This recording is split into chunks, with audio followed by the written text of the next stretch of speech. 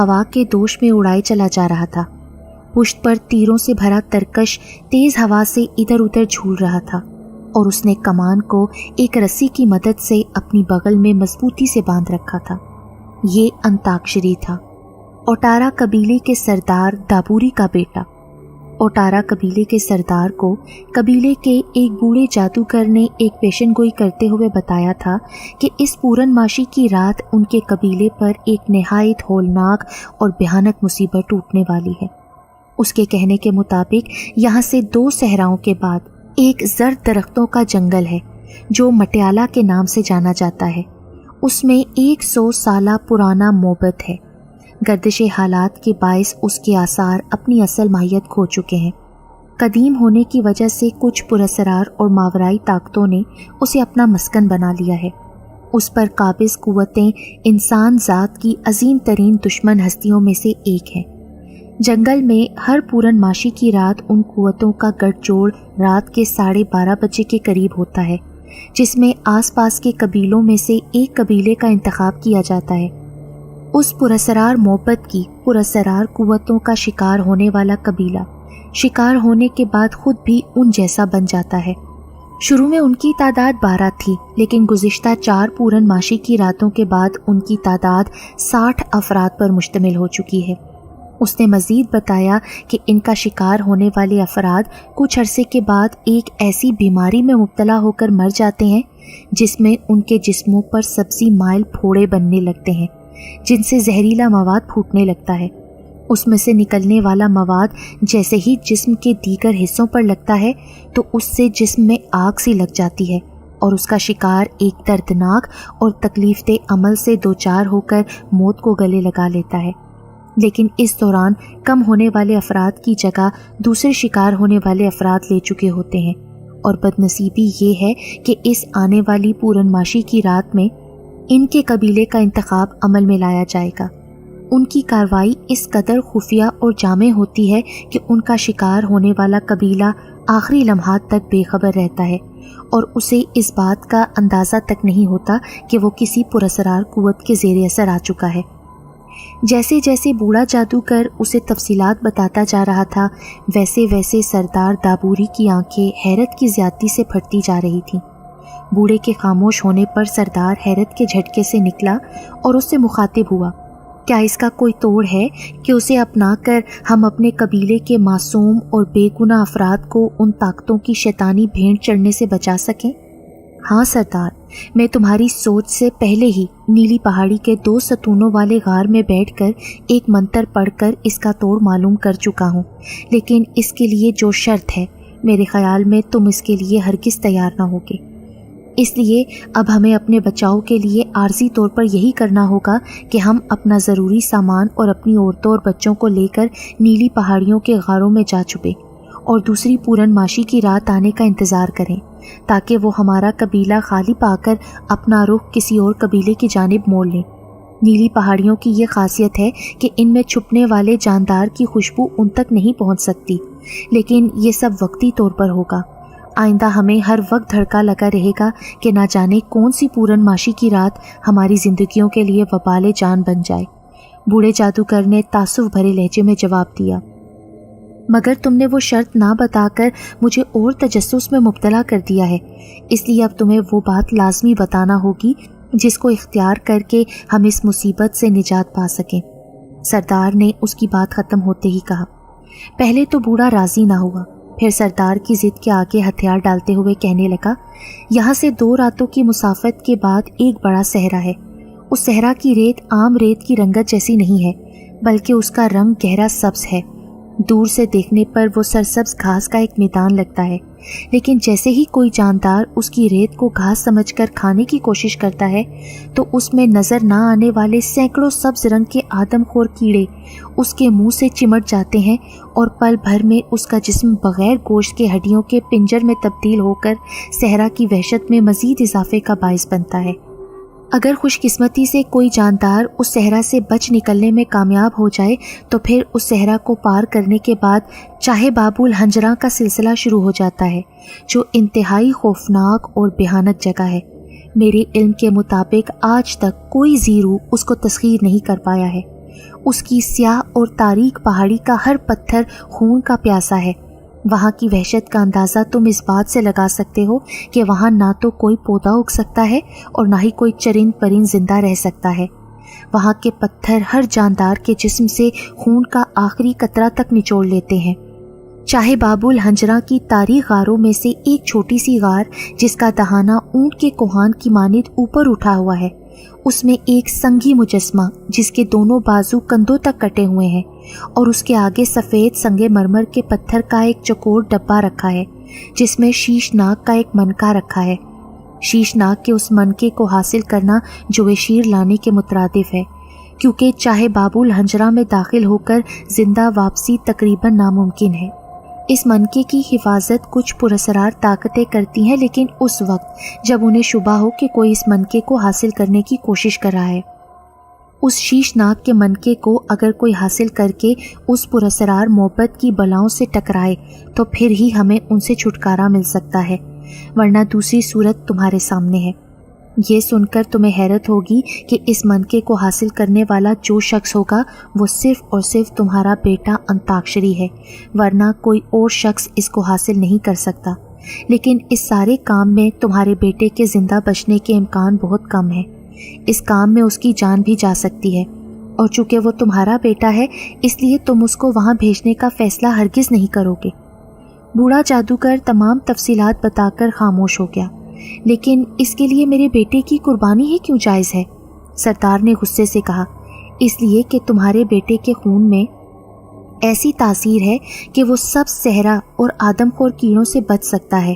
ہاں، آگے چاہے باب الحنجرہ میں اس کو اپنی ذہنی اور جسمانی طاقت کا استعمال کرتے ہوئے منکے کی پراسرار قوتوں سے ٹکر لینی ہوگی۔ وہ طاغوتی قوتیں اس قدر خوفناک اور بھیانک ہیں کہ اگر ان کا مقابل ان کی شکل ہی دیکھ لے تو یہی اس کی موت کا سبب بن سکتا ہے۔ جادوگر نے جواباً کہا، مزید یہ کہ اگر تمہارا بیٹا انتاکشری ناگ بھون کے علاقے سے سرخ موم بتی حاصل کر لے تو وہ چاہے باب الحنجرہ کی بلاؤں سے مقابلہ کر کے انہیں ختم کر سکتا ہے۔ سرخ موم بتی، یہ کیا چیز ہے؟ سردار نے حیرت سے پوچھا۔ سرخ موم بتی صدیوں سے جلتی آ رہی ہے۔ ناگ بھون کا علاقہ یہاں سے مغرب کی جانب 15 کوس کے فاصلے سے شروع ہو جاتا ہے۔ اس علاقے میں ناگ کثرت سے پائے جاتے ہیں اور آس پاس کا علاقہ مختلف قسم کے سانپوں سے بھرا پڑا ہے۔ سرخ موم بتی ایک مٹی کا دیا ہے جو سرخ خون سے بھرا ہوا ہے۔ اس میں مسلسل کئی صدیوں سے جلتی ہوئی موم بتی موجود ہے۔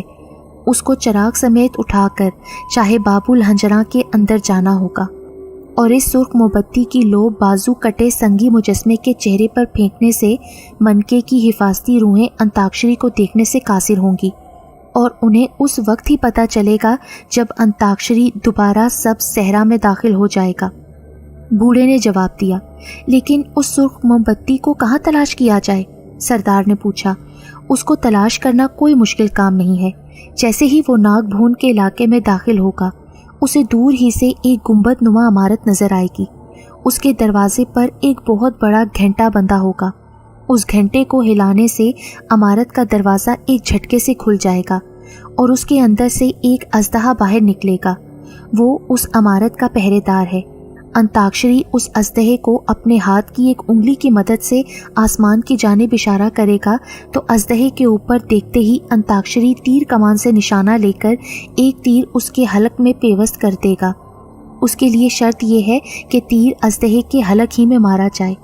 عام طور پر کسی کو اس بات کا خیال نہیں رہتا اور جس کا جہاں بس چلتا ہے وہ سانپ یا اژدہے کو اپنے طور پر ہی ہلاک کرنے کی کوشش کرتا ہے، مگر ناگ بھون کی عمارت کے اس اژدہے کو حلق میں ہی تیر پیوست کر کے ہلاک کیا جا سکتا ہے، ورنہ دوسری صورت میں کسی اور طریقے سے ہلاک کرنے والا اپنی جان سے ہاتھ دھو سکتا ہے۔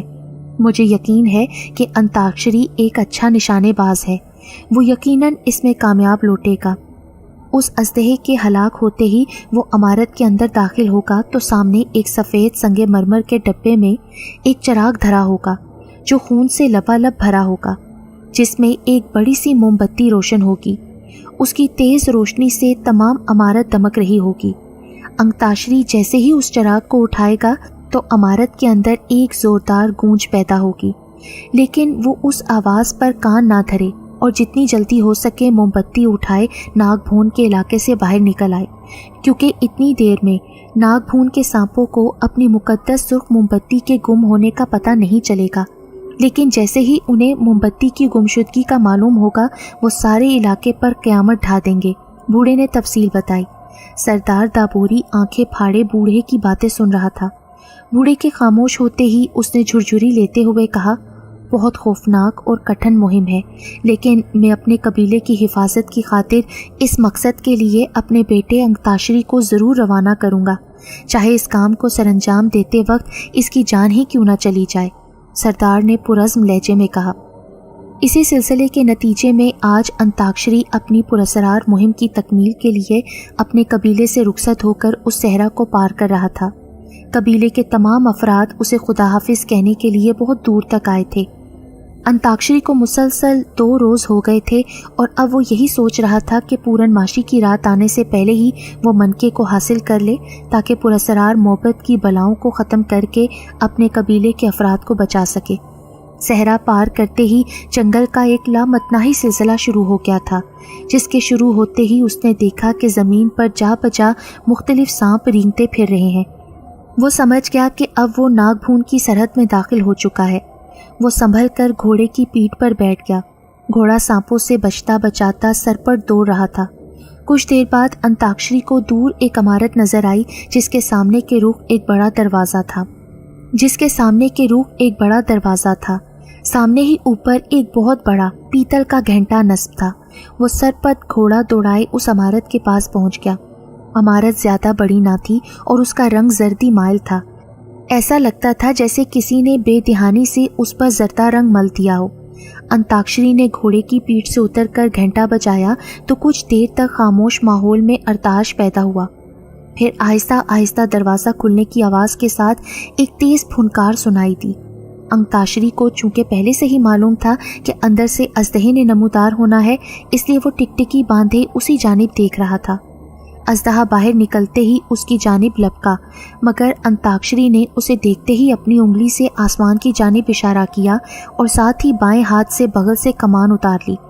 انگلی کا اشارہ دیکھتے ہی اژدہے کا چوڑا پھن اوپر اٹھا اور انتاکشری نے پھرتی سے تیر کمان میں جوڑ کر اس کے حلق کا نشانہ لے کر تیر چھوڑ دیا۔ تیر ہوا کی طرح اڑا اور تیزی سے سیدھا اژدہے کے حلق میں جا گھسا۔ اژدہا لہرا کر اپنے پھن کو زور زور سے زمین پر مارنے لگا۔ اس کے سامنے کی زمین اس کے خون سے تر ہو گئی تھی۔ کچھ دیر تک تڑپنے کے بعد اس کا پھن ایک جانب ڈھلک گیا۔ انتاکشری یہ دیکھتے ہی جلدی سے عمارت میں گھس گیا۔ عمارت میں روشنی پھیلی ہوئی تھی اور سامنے کے رخ سفید سنگ مرمر کے ایک چوکور ڈبے میں ایک چراغ میں سرخ موم بتی روشن تھی۔ اس نے آہستہ سے چراغ کو اٹھا لیا۔ جیسے ہی اس کا ہاتھ چراغ کو لگا، یکدم عمارت میں بھونچال سا آ گیا اور اسے یوں لگا جیسے ہزاروں بدروہیں مل کر چیخ رہی ہوں۔ شور کی وجہ سے کان پڑی آواز سنائی نہ دے رہی تھی۔ اس نے تکلیف کی شدت سے اپنے ہاتھ سے چراغ نیچے رکھ کر کانوں میں انگلیاں ٹھوس لیں، لیکن اس کے باوجود اسے یوں محسوس ہو رہا تھا جیسے اس کے کان کے پردے پھٹ جائیں گے۔ یکدم اسے بوڑھے جادوگر کی بات یاد آئی تو اس نے جلدی سے نیچے رکھا چراغ اٹھایا اور جلدی سے عمارت سے باہر نکل آیا۔ عمارت سے نکلتے ہی گونج ختم ہو گئی۔ باہر اس کا گھوڑا سر جھکائے کھڑا تھا۔ اس نے چراغ کو مضبوطی سے پکڑا اور اچھل کر گھوڑے کی پیٹھ پر بیٹھ گیا اور ایڑ لگاتے ہی گھوڑا ہوا سے باتیں کرنے لگا۔ وہ چراغ کو تھامے سرخ موم بتی کی لو پر نظریں گاڑے بیٹھا تھا۔ موم بتی کی لو ہلکے ہلکے تھرا رہی تھی۔ اسے اندیشہ تھا کہ کہیں چاہے باب الحنجرہ میں داخل ہونے سے پہلے ہی موم بتی بجھ نہ جائے، لیکن موم بتی ابھی تک روشن تھی۔ یہ دیکھ کر اسے کچھ حوصلہ ہوا۔ وہ تیزی سے گھوڑے کو بھگائے چلا جا رہا تھا۔ شام کے سائے گہرے ہو گئے تھے۔ چاروں جانب بیابان علاقہ تھا۔ کبھی کبھی کہیں سے بھیڑیوں کے چیخنے کی آوازیں آتی تو اس علاقے کی وحشت میں اور بھی اضافہ ہو جاتا۔ انتاکشری گھوڑے کو مسلسل بھگاتے بھگاتے تھک چکا تھا۔ گھوڑا اب تھک کر ہانپنے لگا تھا۔ انتاکشری نے رات اسی جگہ بسر کرنے کا ارادہ کرتے ہوئے ایسی جگہ تلاش کی جہاں وہ اور اس کا گھوڑا سکون سے رات گزار سکیں۔ جلد ہی اسے رات کے اندھیرے میں ایک بوسیدہ عمارت کے آثار نظر آئے۔ اس نے گھوڑے کا رخ اس جانب موڑ دیا۔ قریب جانے پر معلوم ہوا کہ وہ کوئی پرانا مندر ہے جس کے خد و خال اس کی خستہ حالت کا ثبوت تھے۔ सामने के रुख एक बरामदा था जिसके दरवाजे मेहराब नुमा थे और आगे एक बड़े हाल का दरवाज़ा था जो चौपट खुला हुआ था। अंताक्षरी ने घोड़े को बरामदे में एक सतून से बांधा और खुद चिराग उठाए अंदर दाखिल हो गया। मोमबत्ती की वजह से तमाम हॉल रोशन हो गया। मंदिर के अंदर सामने के रुख एक बड़े चबूतरे पर एक देवता का लकड़ी का बड़ा सा बुत रखा था और सामने का फर्श उखड़ा हुआ था। बुत के नक्शो निगार घिस चुके थे और उसके कदमों में बहुत से खुश्क फूल रखे थे। कुछ टूटे हुए मिट्टी के दिए भी नजर आ रहे थे। दाईं तरफ एक बड़ा सा लकड़ी का तख्त पोश था जिस पर नारियल के खुश्क फल रखे थे। शायद ये किसी टोने वगैरह के लिए इस्तेमाल होते हों। अंताक्षरी हैरत से इधर उधर देखता हुआ अपने लेटने के लिए कोई मुनासिब जगह तलाश कर रहा था। वो कुछ देर तक खड़ा सोचता रहा, फिर एक तरफ गर्द साफ करते हुए एक बोसीदा चटाई पर बैठ गया और चिराग एक तरफ रखकर आइंदा आने वाले हालात के मुतालिक सोचता हुआ नींद में खो गया। रात के तकरीबन 1 बजे का वक्त होगा जब एक भयानक और मकरू चेहरे की औरत, जिसके गाल फटे हुए थे और उनमें से खून रिस रहा था, हाथों के नाखून ब्लेड की धार की माने चमक रहे थे, आहिस्ता आहिस्ता अंताक्षरी की जानिब बढ़ रही थी। उसके कदमों से हल्की हल्की सरसराहट पैदा हो रही थी जो अंताक्षरी के जोरदार खराटों में दबकर रह गई थी। अंताक्षरी घोड़े बेचकर सो रहा था। क्रियाउल शक्ल औरत आहिस्ता आहिस्ता कदमों से उसके नज़दीक पहुंचकर रुक गई। उसके दोनों फटे हुए गालों से मुख्तलिफ रंगों के छोटे छोटे सांप बाहर झांक रहे थे। औरत की सांप जैसी 2 धारी जबान तेजी से अंदर बाहर लपक रही थी। वो अपने मकरू हाथों को उसकी गर्दन की तरफ बढ़ाए चली जा रही थी और करीब पहुंचते ही लपक कर अंताक्षरी की गर्दन दबोच ली।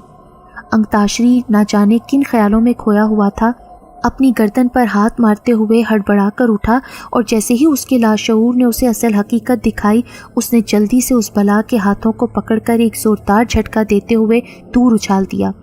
बला के दूर गिरते ही उसने जल्दी से पास पड़ा तीर कमान उठाया और एक तीर ताक कर उसकी जानिब फेंका। तीर जैसे ही उड़ता हुआ उस बला के नज़दीक गया, उसने हाथ आगे बढ़ाकर उसको थामा और एक झटके से उसे दूसरी जानिब उछाल दिया। अंताक्षरी, जो उसके मरने का मंजर देखने का मुश्ताक था, उसे ऐसा करते देखकर हैरत से आंखें झपकता रह गया। अभी वो सकते किसी कैफियत में था कि उसके चेहरे पर एक जोरदार थप्पड़ पड़ा जिसकी आवाज़ से कमरा गूंज उठा। वो इतना जोरदार था कि वो उछल कर एक कोने में जा गिरा। चिराग में रखी मोमबत्ती अभी तक रोशन थी, जिसकी लो का अक्स कमरे की दीवारों पर थरथराता भयानक लग रहा था। अंताक्षरी ने एक नज़र चिराग की तरफ देखा और जल्दी से एक जानिब पड़ा ढेला उठा लिया। ढेले का वज़न कमोबेश 1 पाव के करीब होगा, मगर इस वक्त वो भी उसे गनीमत लगा। उसने उसे हाथ में लेकर ताक कर उस बला की आंख का निशाना दे मारा। पत्थर किसी बंदूक की गोली की तरह उड़ता हुआ सीधा उस बला की आंख में जा लगा। बला, जो एक बार फिर उसकी जानिब बढ़ रही थी, पत्थर लगते ही चीखती हुई नीचे की जानिब झुकी। पत्थर ने उसकी आंख फोड़ दी थी, जिसमें से गंदा मवाद निकलकर उसके उस हाथ को दागदार कर रहा था जो उसने अपनी आंख पर रखा हुआ था। बला कुछ देर तक दर्द से बिलबिलाती रही, फिर एकदम चिंगारती हुई उसकी जानिब बढ़ी, मगर इस अरसे में अंताक्षरी संभल चुका था। उसने जल्दी से तीर कमान में जोड़ा और ताक कर उसकी दूसरी आंख का निशाना लगाया। तीर सीधा उसकी अकलौती बच जाने वाली आंख में जा घुसा और वो दूसरी आंख से भी महरूम हो गई। कमरे में उसके कराहने और चीखने की आवाज़ें गूंज रही थीं।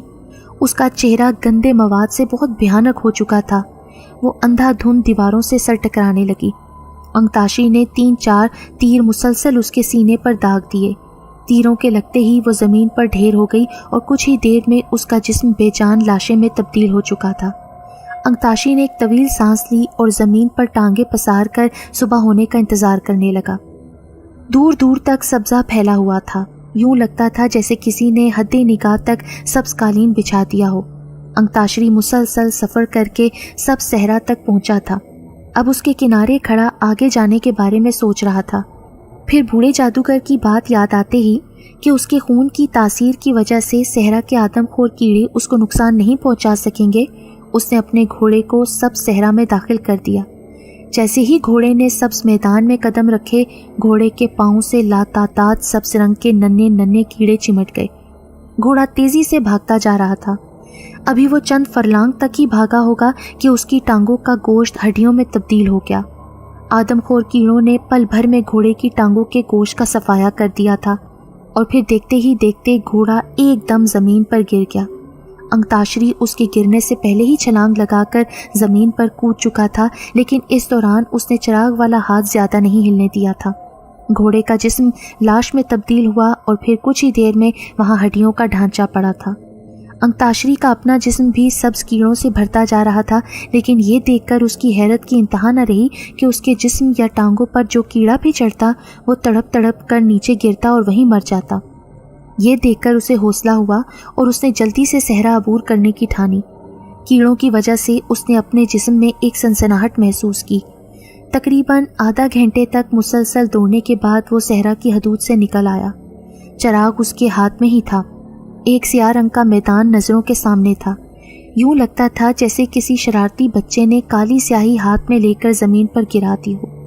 अंताक्षरी समझ गया कि वो चाहे बाबुल हंजरा की खौफनाक वादी में पहुंच गया है, इसलिए अब उसे फूंक फूंक कर कदम रखने होंगे और उसकी ज़रा सी गलती उसे मौत के मुंह में पहुंचा सकती है। उसे बूढ़े जादूगर के कहने के मुताबिक तारीख गारों की तलाश थी, मगर बार बार आंखें फाड़ फाड़ कर देखने के बावजूद भी उसे कहीं तारीख गार दिखाई नहीं दे रही थी। चारों तरफ चटियल स्याह मैदान ही फैला हुआ था। कुछ फरलांग तक चलने के बाद उसे थकावट महसूस हुई तो उसने कुछ देर आराम करने का सोचा। उसने चिराग ज़मीन पर रखा और वहीं लेट गया। थकावट की वजह से उसकी आंख लग गई और वो नींद की वादियों में खो गया। सच है कि नींद कांटों पर भी आ जाती है। शाम के साए गहरे हो गए थे। स्याह ज़मीन और गहरे अंधेरे ने माहौल को मज़ीद वहशतनाक बना दिया था। अंताक्षरी अभी कुछ ही देर पहले नींद से जागा था। उसके आसपास का मंजर रात की स्याह तारीकी को ख़त्म करने से कासिर था। चिराग में शमा रोशन थी। उसने उसे उठाया और सोचने लगा कि अब किस तरफ जाया जाए। वो अभी इसी शशोपंच में था कि अचानक उसकी नज़र अपने दाएं हाथ की सिमत पड़ी और ये देखकर उसे हैरत का झटका लगा कि दूर स्याह पहाड़ द्यों की माने सर उठाए खड़े थे, हालांकि उसके लेटते वक्त उनका नामो निशान तक न था। शायद वो ये भूल गया था कि ये हैरतों की सरजमीन थी। फिर वो उन पहाड़ों की तरफ चल पड़ा।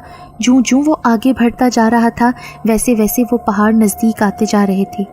यकदम उसे सर्दी का एहसास हुआ और उसे ऐसा लगा जैसे बहुत सी पुरअसरार आंखें छुप छुप कर उसे देख रही हों। पहाड़ों के नज़दीक पहुंचकर उसने देखा कि बहुत सी छोटी बड़ी गारों का सिलसिला फैला हुआ है। उसने अपने मतलूबा गार की तलाश में नज़रें दौड़ाईं। शायद वो अभी ठीक ही से देख ना पाया था कि अचानक एक सफ़ेद धुआं उसके सामने नमूदार हुआ और उसने एक इंसानी पैकर का रूप धार लिया। वो मुकम्मल तौर पर सफ़ेद लिबादे में लिपटा हुआ था और उसका चेहरा एक लंबे घूंघट में छुपा हुआ था। अंताक्षरी चौंक कर खड़ा हो गया और हैरत से उस इंसानी पैकर को देखने लगा। हैरतनाक बात यह थी कि उसके दोनों बाजू ना थे और उसके दोनों पांव भी लिबादे में छुपे हुए थे। कुछ देर तक वो इंसानी पैकर यूं ही खड़ा रहा और फिर आहिस्ता आहिस्ता उसका घूंघट यूं से रखने लगा जैसे कोई नादीदा ताकत अपने दोनों हाथों की मदद से उसके चेहरे से कपड़ा हटा रही हो। अंताक्षरी जो बड़े गौर से उस पर नजरें जमाए बैठा था, उसके चेहरे से कपड़ा हटते ही एक चीख मारकर पीछे की जानिब गिरा। घूंघट उठते ही उस इंसानी पैकर का वहशत अंगेज चेहरा उसके सामने आया था। उसके चेहरों पर आंखों की जगह दो घड़े थे जिनमें पीले रंग के बिच्छू झांक रहे थे और मुंह में दांतों की बजाय 10-12 सांप अपने फन फैलाए बाहर निकलकर लहरा रहे थे। गालों का गोश्त गायब था।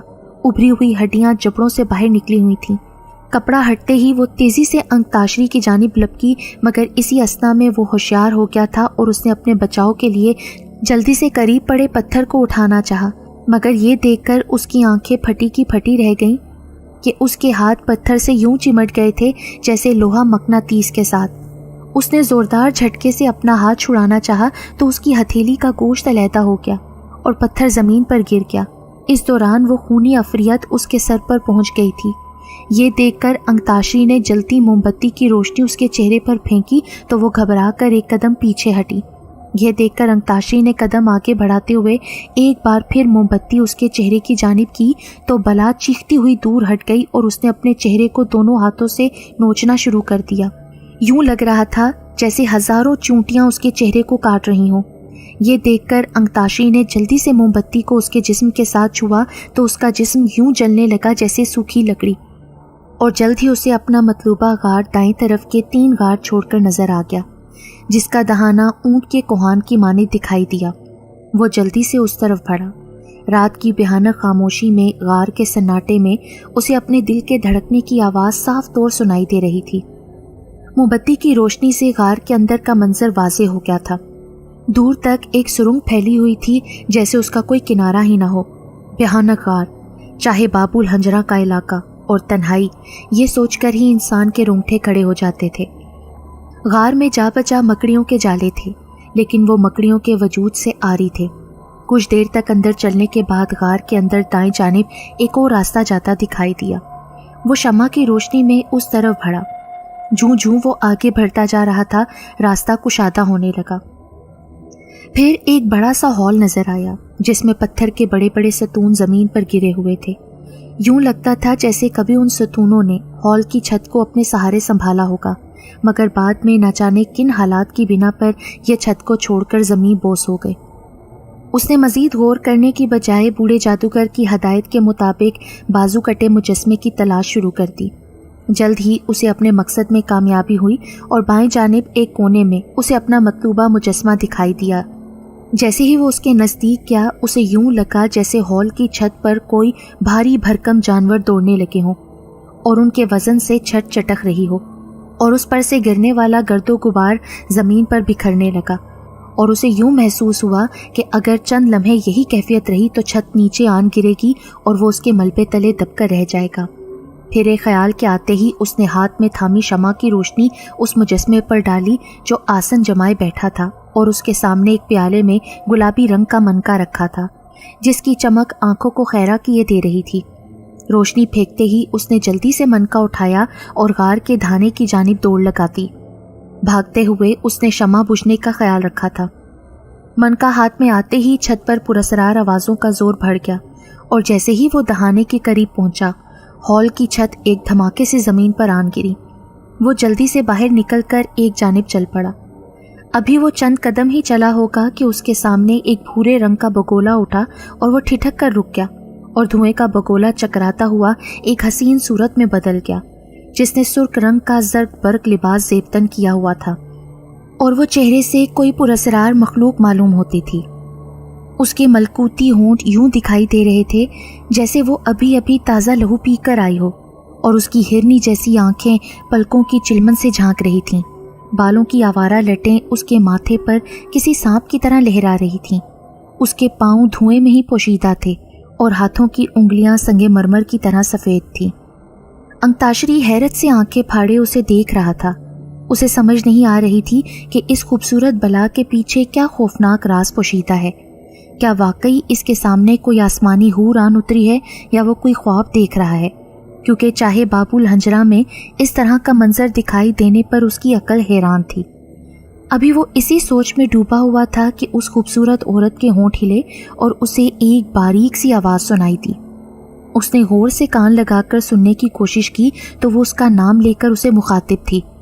وہ کہہ رہی تھی کہ اس کا نام جندہ ہے اور وہ ملک یونان کے ایک شہر میں رہتی تھی، لیکن کچھ حالات کے پیش نظر اس جادو کی سرزمین پر آ پھنسی ہے۔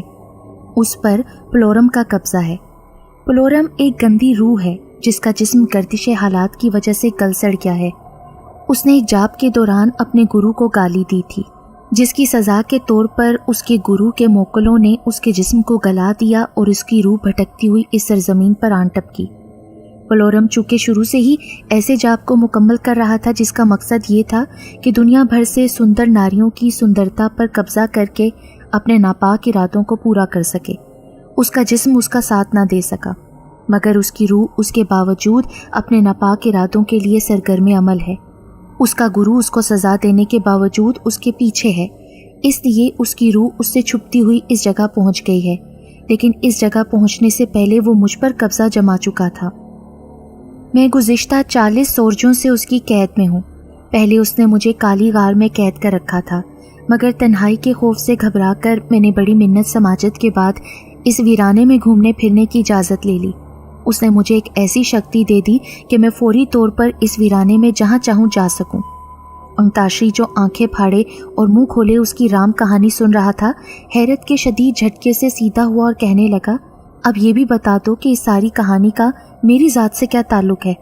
تم اس کی قید میں رہو یا آزاد، مجھے اس سے کیا سروکار ہے؟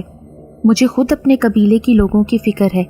پورن ماشی کی رات آنے سے پہلے میں نے زرد درختوں میں واقعی 100 سالہ پراسرار محبت کی بلاؤں کو ہلاک کرنا ہے تاکہ وہ اس قبیلے کے افراد کو اپنا نشانہ نہ بنا سکیں۔ انتاشری نے غصے سے کہا، زرد درختوں میں بنا ہوا محبت؟ میں سمجھ گئی۔ ابھی 2 گھنٹے پہلے پلورم ایک اور روح سے بات کر رہا تھا کہ اگر کوئی گلابی منکا لے کر ان بلاؤں کا مقابلہ کرے تو ان کا خاتمہ ہو سکتا ہے۔ کیا تم گلابی منکا حاصل کر چکے ہو؟ جندا نے بات کرتے ہوئے بے چین لہجے میں پوچھا۔ ہاں، میں وہ گلابی منکا حاصل کر چکا ہوں۔ کیا کہا؟ تم گلابی منکا حاصل کر چکے ہو؟ اگر وہ تمہارے پاس ہے تو میں منت کرتی ہوں کہ اس کو میرے جسم کے ساتھ لگا دو، کیونکہ پلورم اس روح کو یہ بھی بتا رہا تھا کہ اگر کوئی انسان چاہے باب الحنجرہ میں داخل ہو کر گلابی منکا لے کر میرے جسم سے لگا دے تو میں نہ صرف ٹھیک ہو سکتی ہوں بلکہ اس کی قید سے بھی آزاد ہو جاؤں گی، اور جادو کا اثر ختم ہوتے ہی میں واپس اپنے ملک پہنچ جاؤں گی۔ پلورم چونکہ جانتا ہے کہ کوئی بھی انسان چاہے باب الحنجرہ میں داخل ہو کر زندہ واپس نہیں آ سکتا، اس لیے وہ بے خوف و خطر اس روح کو یہ تمام باتیں بتا رہا تھا۔ میں چونکہ ان کی گفتگو سن رہی تھی اس لیے گلابی منکے والی بات میرے ذہن میں رہ گئی۔ اس کے بعد وہ پراسرار محبت کی باتیں کرتے رہے۔ اگر تم میرا کام کر دو تو میں تمہیں زرد درختوں کے پاس جانے کا آسان راستہ بتا سکتی ہوں۔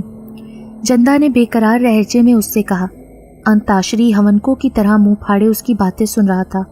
اس کے خاموش ہوتے ہی کہنے لگا، اگر اس ساری بکواس کے پیچھے کوئی چکر ہوا تو پھر؟ میں اس بارے میں قسم کھاتی ہوں کہ جو کچھ میں نے تمہیں بتایا ہے وہ 100% سچ ہے۔ اگر تم یقین کر لو تو میں تمام زندگی تمہاری شکر گزار رہوں گی۔ اگر تمہیں یقین نہیں ہے تو میں کیا کر سکتی ہوں؟ ساری زندگی اپنی قسمت کو روتی رہوں گی۔ ہاں، یہ ہو سکتا ہے کہ اپنی سچائی کو ثابت کرنے کے لیے میں پہلے زرد درختوں کا پتہ بتا دیتی ہوں۔ تم اس کو دیکھ لو۔ اگر تمہارے دل میں میرا یقین بیٹھ جائے تو جاتے وقت گلابی منکا میرے جسم کے ساتھ لگاتے جانا، ورنہ چونکہ تم بھی ایک نیک مقصد کے لیے نکلے ہو اس لیے میں اسے اپنی قسمت کا لکھا سمجھ کر صبر کر لوں گی۔ جندا نے مایوس لہجے میں جواب دیا۔ انتاشری اس کے لہجے سے سمجھ گیا کہ وہ سچ کہہ رہی ہے۔ اس نے اس سے راستہ پوچھا۔ اس کے کہنے کے مطابق چند قدم آگے کالے پتھروں کا ایک چبوترا ہے جس کے دائیں جانب ایک پتھر کا ڈنڈا رکھا ہوا ہے۔ اس ڈنڈے کو اٹھا کر چبوترے پر رکھے 3 خاکستری رنگوں کے پتھروں پر مارو گے تو بائیں جانب سے زمین میں ایک راستہ نمودار ہوگا۔ وہ راستہ تمہیں سیدھا زرد درختوں تک لے جائے گا۔ اور ایک خاص بات یہ بھی بتا دوں کہ پلورم روزانہ ایک وقت میں اس راستے کے ذریعے زرد درختوں میں ضرور جاتا ہے۔ وہ ایسا کیوں کرتا ہے اس کے بارے میں کچھ نہیں بتا سکتی۔ انتاشری ایک خیال کے تحت سر ہلانے لگا۔ اس نے چند قدم چل کر اس چبوترے کو دیکھا اور پھر اس کے نزدیک پڑے ڈنڈے کو اٹھا کر چبوترے پر نظر آنے والے 3 خاکستری رنگ کے پتھروں پر دے مارا۔ ایسا کرتے ہی بائیں جانب سے زمین ایک تخت کی مانند اوپر اٹھ گئی۔ اندر سیڑھیاں اترتی دکھائی دینے لگیں اور ہلکی ہلکی روشنی ادھر پھیلی ہوئی تھی۔ ایسا لگتا تھا جیسے دور کہیں روشن دان کھلا ہو۔ انتاشری نے ایک لمحے کے لیے سوچا، پھر سیڑھیاں اترتا چلا گیا۔ 15-20 سیڑھیاں اترتے ہی وہ دھانے سے باہر نکل گیا۔ سامنے عجیب و غریب درختوں کا جنگل تھا جس میں بڑے عجیب قسم کے درخت تھے جن کا تنا، شاخیں اور پتے تمام کے تمام زرد رنگ کے تھے۔ انتاشری کچھ دیر کھڑا درختوں کو دیکھتا رہا، پھر دوبارہ سرنگ میں داخل ہو کر واپس چاہے باب الحنجرہ میں پہنچ گیا۔ جندا ابھی تک اسی حالت میں وہاں موجود تھی۔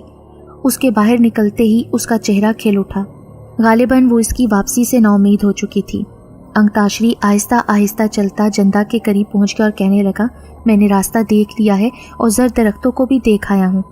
اب تم مجھے یہ بھی بتا دو کہ پراسرار محبت کی بلائیں کتنی ہیں اور پلورم اس وقت کہاں ملے گا؟ محبت کی بلاؤں کا تو مجھے پتہ نہیں، مگر پلورم اس وقت نیلے چشمے پر بنے انابی گنبد میں موجود ہے۔ جندا نے اس کی طرف دیکھتے ہوئے جواب دیا۔ نیلا چشمہ یہ کہاں ہے؟ نیلا چشمہ زمین کے دوسرے پاتال میں واقع ہے اور انابی گنبد مکمل طور پر طلسمی شکتیوں کا منبع ہے۔ پلورم چونکہ غیر مرئی مخلوق ہے اور اسے زندہ رہنے کے لیے ہر سال انابی شعاؤں کا غسل کرنا لازمی ہوتا ہے۔ آ چکے موجودہ سال کے ختم ہونے کا آخری دن تھا، اس لیے وہ انابی شعاؤں کا غسل کرنے کے لیے وہیں گیا ہے۔ تمہارے لیے یہ بہترین موقع ہے کہ تم جلد از جلد زرد درختوں پر پہنچ کر پراسرار محبت کو تلاش کرو اور پھر ان بلاؤں کو ختم کر کے واپس اپنے قبیلے میں لوٹ جاؤ۔ پلورم کو کم از کم 2 راتیں انابی گنبد میں گزارنا ہوں گی۔ ان سب باتوں کا علم مجھے اس کی گفتگو سے ہوا جب وہ ایک روح کو اپنی رام کہانی سنا رہا تھا۔ جندا نے گہرا سانس لیتے ہوئے تفصیل بتائی۔ اچھا تو یہ بتاؤ پلورم کی شکل کیسی ہے، تاکہ اگر میرا اس سے سامنا ہو جائے تو میں اسے پہچان سکوں۔ اس روئے زمین پر اگر کوئی سب سے قابل نفرت چیز ہے تو وہ پلورم ہے۔ اس کی گندی اور مکروہ شکل رہ رہ کر میری نظروں کے سامنے گھومتی رہتی ہے۔ میں چونکہ عورت ذات ہوں اس لیے اس موذی کا مقابلہ کرنے کی بجائے چپ سادھ لی ہے۔ ٹھیک ہے، آگے میری قسمت۔ تم نے چونکہ زرد درختوں کا پتہ بتایا ہے اس لیے میں وعدے کے مطابق گلابی منکا تمہارے جسم کے ساتھ لگانے لگا ہوں۔ یہ کہہ کر اس نے مٹھی میں پکڑا منکا اس کے خوبصورت جسم کے ساتھ لگا کر دوبارہ ہاتھ پیچھے کھینچ لیا۔ اس کے ایسا کرتے ہی جندا نے ایک سسکاری لی اور اس کا جسم دھواں بن کر ہوا میں تحلیل ہو گیا، اور اب چٹیل میدان میں وہ اکیلا الو کی مانند کھڑا آنکھیں جھپک رہا تھا۔ جندا کے غائب ہوتے ہی انکتاشی نے دوبارہ اس راستے کی طرف قدم بڑھا دیے جس کی نشاندہی جندا نے کی تھی۔ پھر اس کے بتائے ہوئے طریقے کے مطابق اس نے دوبارہ راستہ کھولا اور سیڑھیاں اترتا ہوا سرنگ میں گھس گیا۔ دوسری طرف نکل کر اس نے زرد درختوں کی طرف قدم بڑھا دیے۔ چاروں طرف ویرانی اور موت کی سی خاموشی پھیلی ہوئی تھی۔ ابھی اس نے چند قدم ہی اٹھائے تھے کہ اس کے سامنے دھوئیں کا ایک بگولا چکرانے لگا۔ وہ حیرت سے رک کر اسے دیکھنے لگا۔ بگولا کچھ دیر تک چکراتا رہا، پھر ایک جانب بڑھنے لگا۔ یوں لگ رہا تھا جیسے وہ اسے اپنے ساتھ لے جانا چاہ رہا ہو۔ انکتاشری کچھ دیر تک کھڑا اسے دیکھتا رہا، پھر سر جھٹکتے ہوئے اس کے پیچھے پیچھے چلنے لگا۔ اس نے خود کو تیار کر لیا تھا کہ اگر کسی قسم کی مصیبت سے واسطہ پڑا تو وہ پوری بہادری سے مقابلہ کرے گا۔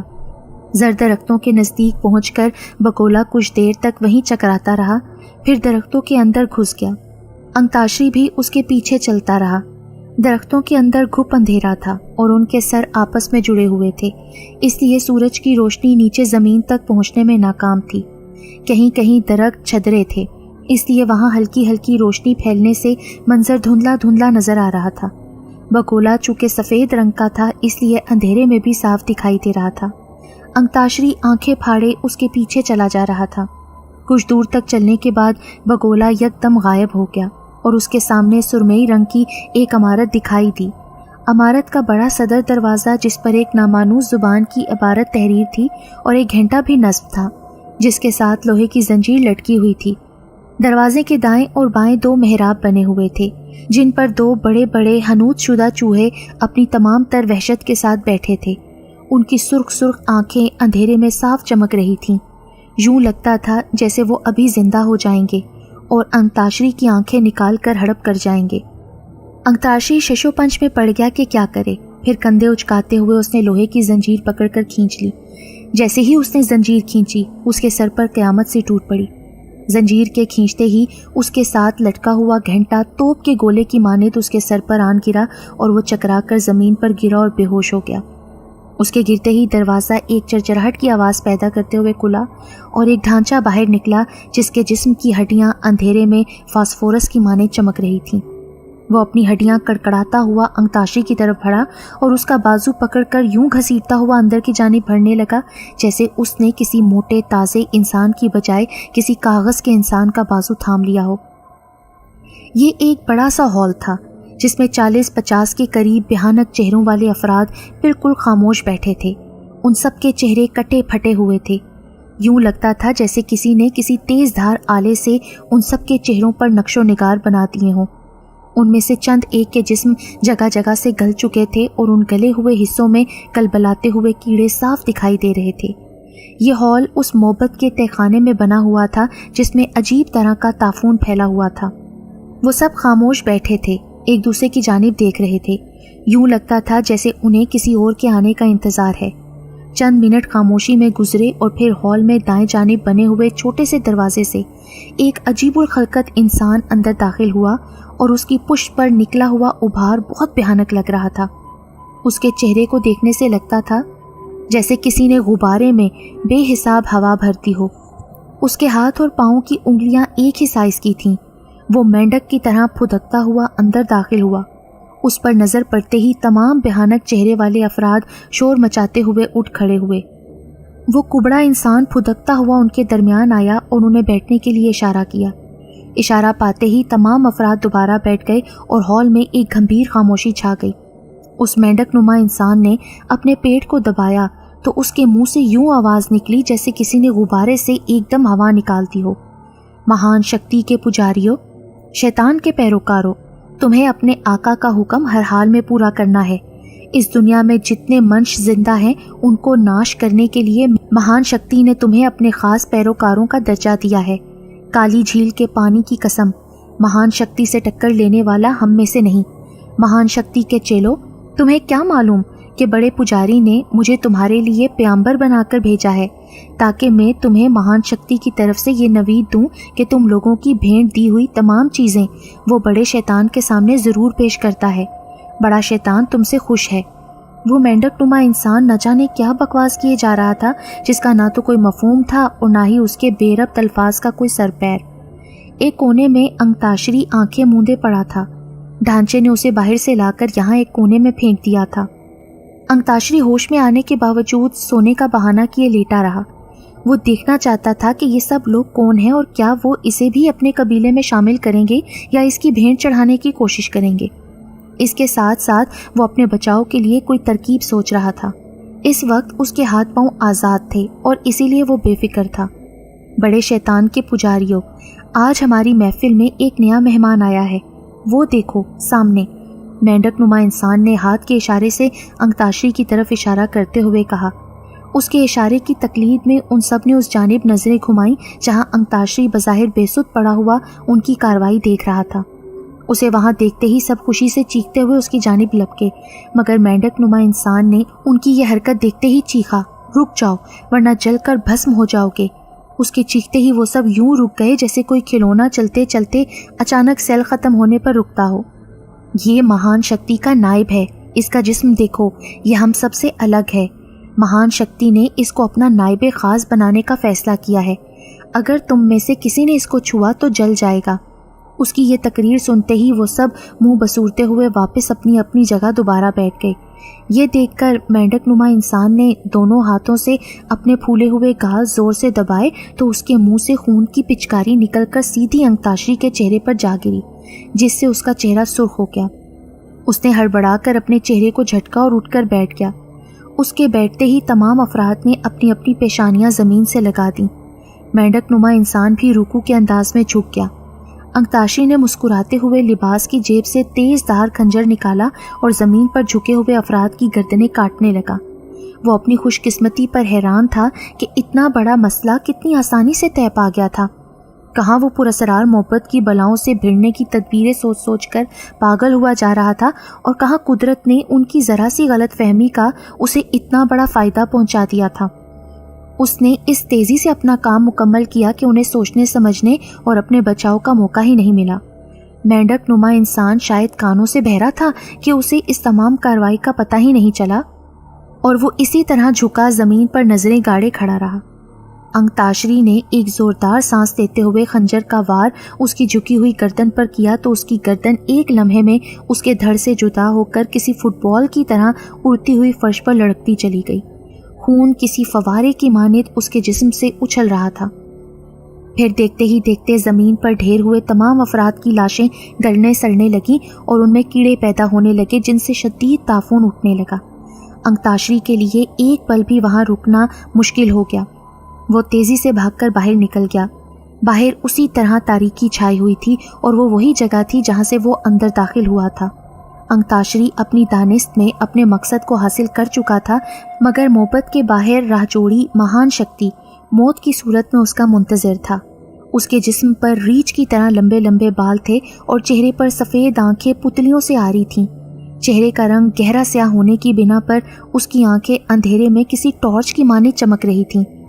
अंगताशरी जैसे ही बाहर निकला, उसने उसे देखते ही जोरदार हाथ घुमाया और उसका चौड़ा पंजा जोरदार जन्नाटे से उसके मुंह पर जा पड़ा। एक लम्हे के लिए उसकी आंखों के आगे सितारे से नाचे, फिर उसने जल्दी से अपने सर को झटका और उछलकर एक जानिब हो गया। वो भी चूंकि ताकतवर था इसलिए राजौड़ी का थप्पड़ बर्दाश्त कर गया। उसकी जगह अगर कोई और होता तो अब तक वहाँ उसकी लाश तड़प रही होती। अभी वो संभलने ही नहीं पाया था कि राजौड़ी ने अपना दूसरा हाथ घुमा दिया, लेकिन अंगताशरी ने देख लिया था कि अपनी जिसामत की वजह से वो मखलूक जल्दी नहीं मुड़ सकती। اس لیے اس نے بھی عقل مندی دکھائی اور چھلانگ لگا کر اس کے سر سے ہوتا ہوا اس کی پیٹھ کی طرف کود گیا اور جلدی سے اچھل کر اس کی چوڑی کمر پر ضرب لگائی۔ راجوڑی ایک جھٹکے سے جھکا اور جھکتے ہی اس نے نہ جانے کیا پڑھ کر انکتاشری پر پھونکا کہ انکتاشری کے سینے پر ایک زوردار گھونسا پڑا۔ اسے اپنا سانس سینے میں رکتا محسوس ہوا۔ اس نے تیزی سے سانس باہر نکالنے کی کوشش کی، مگر جیسے اس کا سانس کسی گولے کی طرح اس کے حلق میں اٹک کر رہ گیا۔ کچھ لمحوں تک وہ منہ کھولے تیزی سے سانس باہر لینے کی کوشش کرتا رہا اور پھر اس میں کامیاب ہو گیا۔ راجوڑی ایک بار پھر اس کی جانب ایک عفریت کی طرح بڑھا تھا۔ اس سے پہلے کہ وہ اس کے نزدیک پہنچ کر کوئی وار کرتا، ایک خیال بجلی کے کوندے کی طرح اس کے ذہن میں کوندا اور اس نے جلدی سے جیب میں ہاتھ ڈال کر گلابی منکا نکالا اور اس کو راجوڑی کے سامنے کر دیا۔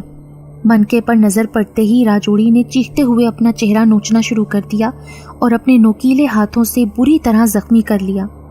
ایسا کرنے سے اس کا تمام جسم خون سے لہو لہان ہو گیا اور پھر اس کے دیکھتے ہی اس نے اپنے تمام جسم کو بوٹیوں میں بدل لیا۔ اس کے مرتے ہی تمام جادو غائب ہو گیا اور زہر زدہ ماحول دوبارہ اپنی اصلی حالت میں لوٹ آیا۔ اس نے دیکھا کہ زرد درختوں کا رنگ بھی ہرا ہو گیا تھا۔ انکتاشری نے درختوں سے نکل کر ایک جانب چلنا شروع کر دیا۔ وہ جلد از جلد اس علاقے سے نکل جانا چاہتا تھا۔ ابھی وہ چند فرلانگ ہی چلا ہوگا کہ اسے گونجدار آواز سنائی دی، آدم زاد، میری مہان شکتی کا ناش کر کے تم زندہ واپس نہیں جا سکتے۔ تمہیں اس کا بلیادان دینا ہوگا جو صرف اور صرف تمہارا خون ہے، جسے میں پی کر اپنی شکتی مان کی آتما کو شانتی پہنچاؤں گا۔ آواز سنتے ہی انکتاشری چونک کر ادھر ادھر دیکھ رہا تھا۔ اسے سامنے کچھ بھی دکھائی نہیں دے رہا تھا۔ ابھی وہ حیرت کے جھٹکے سے نکلا بھی نہیں تھا کہ اس کے سامنے دھواں چکرانے لگا، جس میں ایک کالا کلوٹا بھجنگ شخص دکھائی دیا، جس کا قد چھوٹا اور پاؤں چوڑے تھے، جس نے موٹی توند پر اپنے سیاہ اور بھدے ہاتھوں کو باندھ رکھا تھا۔ اس کے پیلے پیلے دانتوں کو دیکھ کر کراہیت ہو رہی تھی۔ انکتاشری اسی کی طرف نظریں جمائے کھڑا تھا اور بڑے تجسس بھرے انداز میں اس عجیب و غریب شخصیت کو دیکھ رہا تھا۔ مورخ، تو نے اپنی موت کو دعوت دی ہے۔ تو نے زرد درختوں کی شکتی کا ناش کر کے بہت برا کیا ہے۔ اب اس کا مزہ چکھ۔ یہ کہتے ہوئے اس نے فضا میں ہاتھ لہرائے تو کہیں سے ایک مٹیالے رنگ کا دھاری دار موٹا سا اژدہا تیزی سے اس کی طرف لپکا۔ انکتاشری جو اسے بڑے غور سے دیکھ رہا تھا، اژدے کو کسی عفریت کی طرح اپنی جانب بڑھتے دیکھ کر سنبھلا اور یک لخت ایک طرف ہو گیا۔ اژدہا تیزی سے اس کے نزدیک سے گزر گیا۔ یہ دیکھ کر اس موٹے نے دوبارہ فضا میں ہاتھ لہرایا اور اس بار اس کے ہاتھ میں ایک رسی تھی جس کے سرے پر 2 گھنگرو بندھے ہوئے تھے، جن کا سائز مالٹے کے برابر تھا۔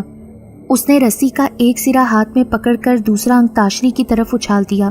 گھنگرو چھن چھن کی آواز نکالتے بندوق کی گولی کی طرح انکتاشری کی طرف بڑھے۔ یہ دیکھ کر اس کی چیخ نکل گئی کہ جیسے ہی گھنگرو اس کے نزدیک پہنچے، انہوں نے ایک آہنی شکنجے کا روپ دھارا اور کسی کینچی کی طرح اس کی گردن کو کاٹنے کی کوشش کی، مگر انتاکشری نے اس بار بھی خود کو ان سے بچا لیا۔ وہ موٹا رسی کو اس طرح دبا رہا تھا جیسے ڈاکٹر بلڈ پریشر کا آلہ دباتے ہیں، اور اس کے ایسا کرنے سے شکنجے کا منہ کینچی کی مانند چل رہا تھا۔ اپنا یہ حربہ بھی ناکام ہوتے دیکھ کر اس نے منہ ہی منہ میں کچھ پڑھ کر آسمان کی جانب پھونکا تو یکدم فضا میں بڑی بڑی جسامت کے 4 گدھ نمودار ہوئے اور انکتاشری کو دیکھتے ہی اس پر حملہ کر دیا۔ اس نے گلابی منکا ان کی جانب کر دیا، مگر یہ دیکھ کر وہ حیرت زدہ رہ گیا کہ گدھ بدستور کسی موت کے فرشتے کی طرح اس کی جانب تیزی سے بڑھے آ رہے تھے۔ اچانک ایک خیال کے تحت اس نے تیزی سے جھکائی دیکھ کر خود کو ان کے حملے سے بچایا اور ساتھ ہی زمین پر پڑا ایک پتھر اٹھا کر زیادہ نزدیک پہنچنے والے گدھ کو دے مارا۔ پتھر کسی تیر کی مانند اڑتا ہوا سیدھا اس کی گردن پر لگا اور وہ لہرا کر فضا میں کلابازی کھا کر تیزی سے زمین پر آ گرا۔ اپنے ساتھی کا انجام دیکھ کر دوسرے گدھ ذرا سنبھل گئے اور خونخوار انداز میں اکٹھے ہی انکتاشری پر حملہ آور ہوئے۔ ایک گدھ کے مرتے ہی انکتاشری کو بھی کچھ حوصلہ ہو گیا۔ اس نے دوبارہ زمین سے پتھر اٹھا کر دوسرے گدھ پر دے مارا۔ اسی طرح اس نے پتھروں سے یکے بعد دیگرے تمام گدھوں کا صفایا کر دیا۔ وہ بھیانک شکل انسان ایک طرف کھڑا حیرت سے انکتاشری کو دیکھ رہا تھا، جس نے پل بھر میں اس کے گدھوں کو صرف ایک پتھر سے ہی ختم کر دیا تھا۔ ہو نہ ہو تم کسی دیوتا کا اوتار ہو، تم نے میرے شاکال گدھوں کو مار کر یہ سوچنے پر مجبور کر دیا ہے کہ تم خود ایک بہت بڑی شکتی رکھتے ہو یا کسی دیوتا کے نائب ہو۔ مجھے یہ گلابی منکا دے دو، میں زرد درختوں سے چلا جاؤں گا اور ساری زندگی پاتال میں ہی گزاروں گا۔ بھیانک شکل انسان اب اس کے سامنے گڑ گڑانے لگا۔ अंताशी उसकी यकदम काया पलटते देखकर हैरत ज़दा रह गया और कहने लगा, बकवास बंद करो, मैं कोई देवता या शक्तिमान नहीं हूँ, और हाँ, अब तुम अपनी मौत का मज़ा चखो। तुमने अपनी तरफ से मुझे मारने की पूरी कोशिश की थी, मगर देख लो, मैं जिंदा सलामत तुम्हारी नज़रों के सामने हूँ, इसलिए अब मैं तुम्हें जलाकर भस्म कर दूंगा। अंताशी ने धमकी आमेज लहजे में उससे कहते हुए अपनी जेब में हाथ डाला। वो ऐसा सिर्फ उसे डराने के लिए कर रहा था, हकीकत में वो उसके खौफजदा हो जाने का भरपूर फ़ायदा उठाना चाहता था। उसका हाथ जेब की तरफ बढ़ते देखकर वो भयानक आदमी उसकी मिन्नतें करने लगा, फिर कहने लगा, अच्छा, तुम गुलाबी मन का बेशक ना दो, मैं एक ख्वाहिश पूरी कर देता हूँ, तो मुझे ज़िंदगी की भीख दे देना, और मैं ये भी वादा करता हूँ कि दोबारा जर्द दरख्तों में नहीं आऊँगा। ठीक है, तो मुझे बाहिफाजत मेरे कबीले ओटारा पहुँचा दो, तो मैं तुम्हारी पेशकश पर गौर करूँगा, लेकिन याद रखना, अगर तुमने कोई चक्कर चलाने की कोशिश की तो मैं गुलाबी मन का तोड़ दूंगा। अंताशी ने उसे धमकी देते हुए कहा, ठीक है, इससे पहले कि बड़ा शैतान यहाँ चला आए, तुम अपनी आंखें बंद करो। जब तक तुम्हारे हाथ में गुलाबी मन का है, मैं गायब नहीं हो सकता, इसलिए मैं कोई चक्कर नहीं चलाऊंगा। ये सुनते ही अंताशी ने अपनी आंखों को बंद कर लिया। उसे यूं लगा जैसे उसके कदमों के नीचे से किसी ने ज़मीन को खींच लिया हो और वो हवा में उड़ता चला जा रहा हो। फिर कुछ देर बाद ही उसके कदमों ने ज़मीन को छू लिया। उसने आंखों को खोला तो उसके सामने उसके अपने कबीले के अफराद खड़े थे, जिनके चेहरे खुशी से तमतमा रहे थे। उसकी दाएं जानिब वही भयानक शक्ल इंसान भी खड़ा उसकी तरफ देख रहा था। उसे देखते ही अंताशी ने गुलाबी मन का उसकी तरफ उछाल दिया, जिसे उसने झपट कर पकड़ा और यकदम गायब हो गया। कबीले के लोग हैरत से उनकी तरफ देख रहे थे। उसके गायब होते ही उन्होंने खुशी से चीखते हुए अंताशी को अपने कंधों पर उठा लिया और फिर उसे बताने लगे कि गुज़िश्ता पूरनमाशी की रात खैरियत से गुजर चुकी है और उनका कबीला हर किस्म की मुसीबत से बच गया है। जवाब में अंताशी ने उन्हें पुरस्रार मोहब्बत की बलाओं के खात्मे के मुतालिक तफसील से बताया। वो समझ गया था कि पुरस्रार मोहब्बत की बलाओं के ख़त्म होते ही उनके साथ साथ दूसरे कबीले के अफराद भी हमेशा हमेशा के लिए महफूज हो गए थे।